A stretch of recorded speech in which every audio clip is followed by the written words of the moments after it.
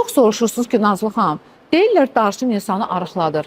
Arıqladırmı? Yaxşı, arıqladırsa biz bunu necə istifadə eləyək ki, bizim də şəki verməmizə kömək olsun? Doğrudan da darçının maddələr mübadiləsinə müsbət təsiri var. Bəli, insulin direncini aşağı salır, xolesterin mübadiləsinə müsbət təsir göstərir.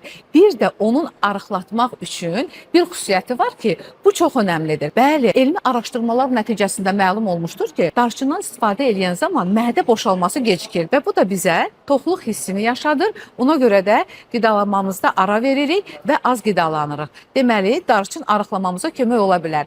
Lakin təbii ki, doğru darçın istifadə eləməliyik. Necə istifadə edə bilərik? Qırıb çaylarımıza sala bilərik. Axşamdan qaynanmış suda dəmləyib istifadə edə bilərsiniz çubuq darçını.